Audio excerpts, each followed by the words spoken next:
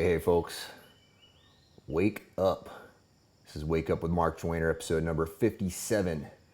Today we will discuss the detachment determination paradox.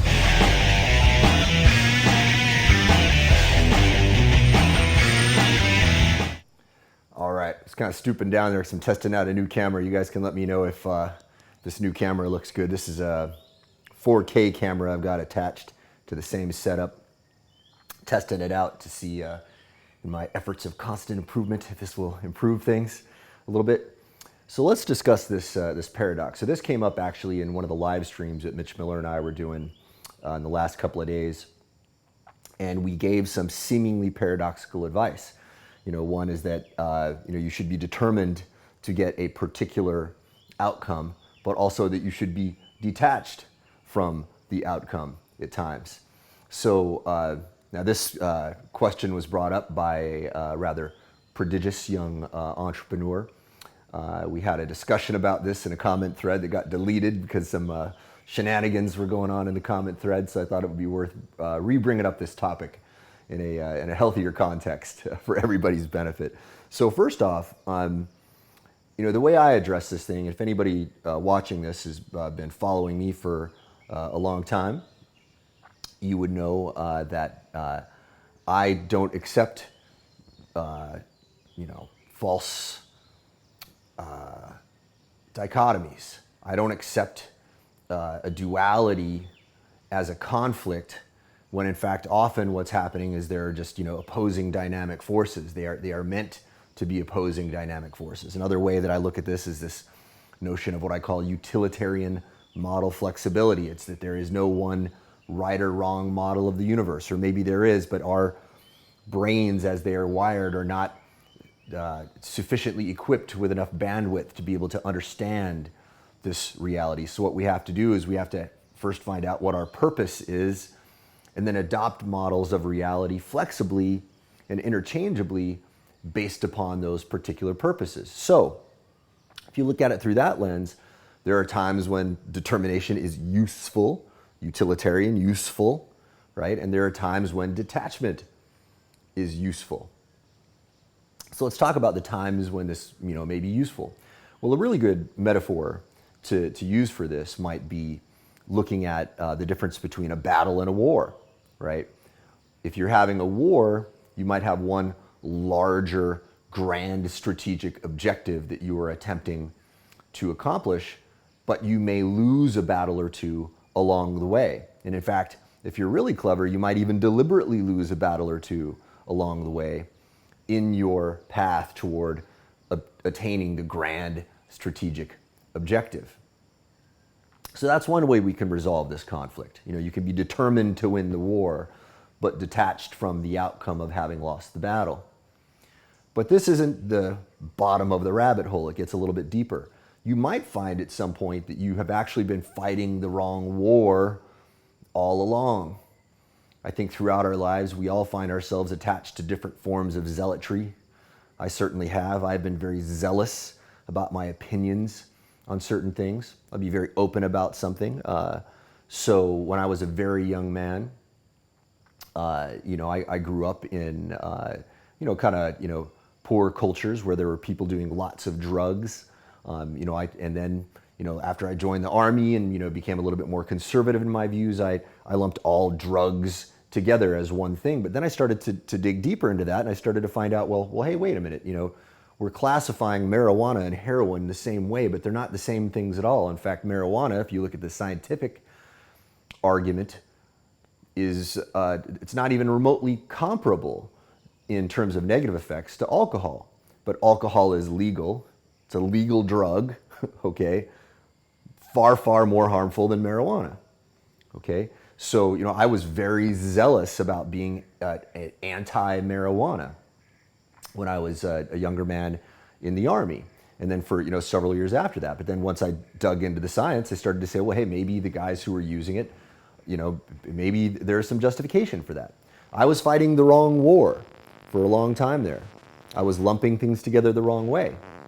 But this too is not the bottom of the rabbit hole. It goes even deeper. Sometimes we're fighting the right war, but through someone's influence or persuasion, we get manipulated into fighting another war, into thinking, I was fighting this was the wrong war all along, and now this is the right war, when in actuality, what happened was we were persuaded to fight someone else's war. This is never going to end. And it's kind of exciting, actually. If you look at it in one way, it's tragic. It's like, oh my God, we're never going to know the actual truth of the universe. Well, maybe that's a good thing. Maybe having some mystery in the nature of the universe is part of what makes the design of the universe so awesome, right? Perhaps the duality of things, the duality of suffering and joy, perhaps that is also part of what makes the universe awesome, because wouldn't it be incredibly dull if we had one baseline emotion? If it was constant joy all the time, I don't think it would be joy anymore. I think we would attenuate to that joy and it would be quite dull, right? So that is how you solve that paradox, and that is how you solve almost any paradox. There's a great book, Zen and the Art of Motorcycle Maintenance, and I'm about to spoil the point of the whole book. So if you intend to read that book, you might want to stop, or if you haven't read it right now, because I'm going to spoil the end. All right? The entire book is this guy trying to settle the debate between classicism and romanticism. And then he finally understands, through this very, very long, very, very interesting read, where this man is taking a motorcycle trip across the country with his son, on the back of the motorcycle. And towards the end, he realizes that, the two horns of the dilemma, right, are not solved by accepting horn A or horn B, but by instead hitting the bull in the head, right? And this is how you solve false dichotomies. You are presented with false dichotomies all the time. The people who are trying to manipulate you politically, ideologically, or for whatever reason are often presenting you with false dichotomies. My buddy Mitch was deconstructing an article recently about this new drug that was coming out. And the pharmaceutical industry is giving you the false dichotomy of suffer with obesity or take this drug, right? As if there is not another alternative, like, lifestyle improvement, right? Which is very, very effective at reversing so many different conditions. Drugs are not curing us. Our bodies are curing themselves. Drugs, in fact, rarely aid in the healing of things, right? Some do, some don't. Some actually make things worse. Again, I don't want to be binary about this as well. This is also a spectrum. Some are worse than others. Some are better than others. Some are more useful. Some are less useful. But it's really wise for us to be conscious of this dynamic, because there are people out there, and you'll notice me bringing this up time and time again to make you aware of this, because most of us are not aware.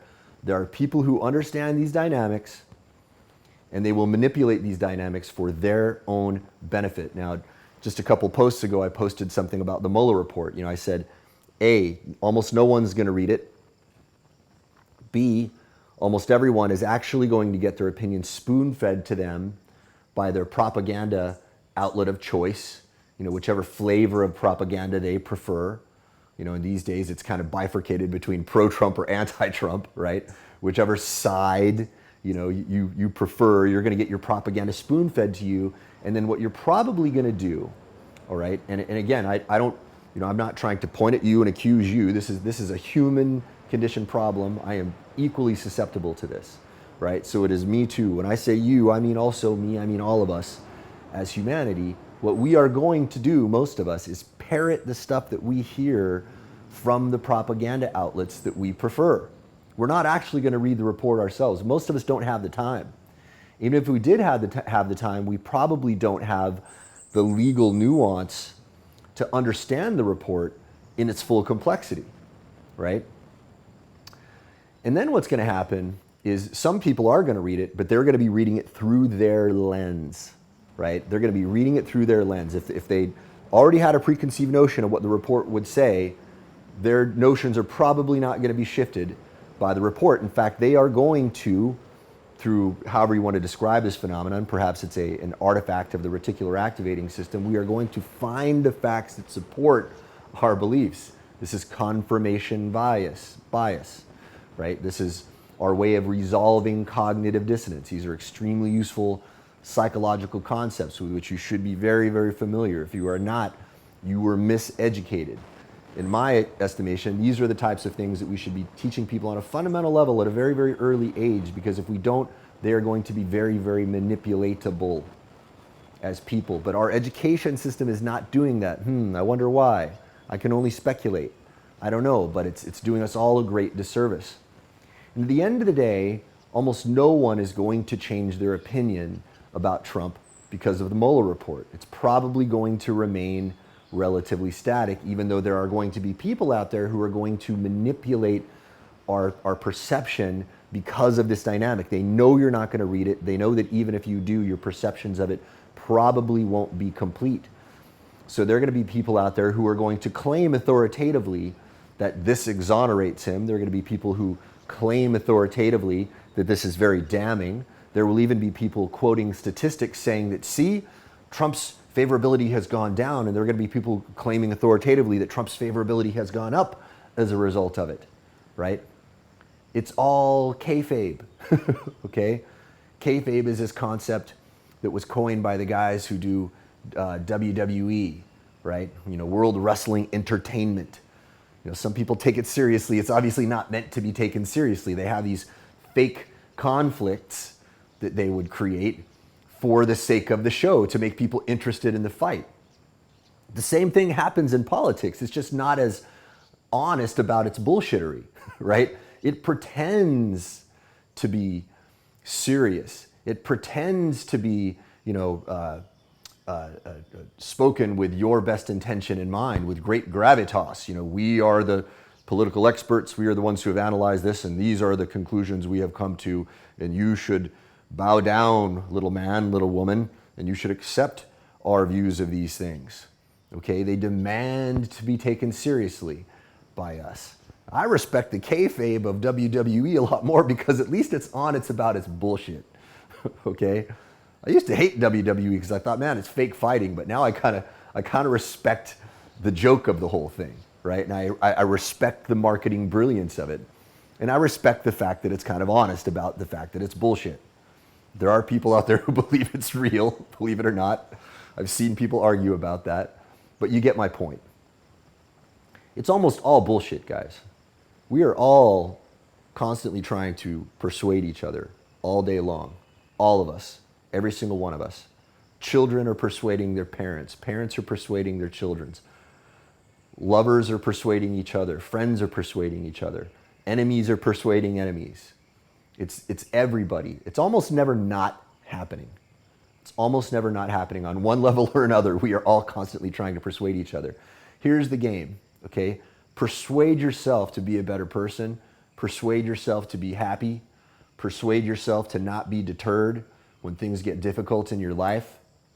Persuade people to do things that are positive. They're for their best interest. We often don't do that because our little egos can't stand the notion of somebody getting stronger than us.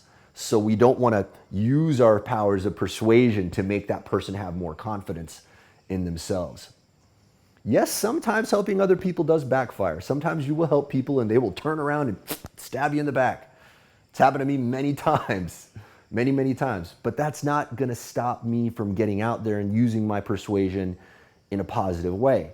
Why? Because I believe that how we choose to use our persuasion on ourselves and around the people, on the people around us, is going to create the world around us. I don't want to live in a toxic, unhealthy world. I want to live in a healthy world. I want to live in a world where we're all trying to lift each other up.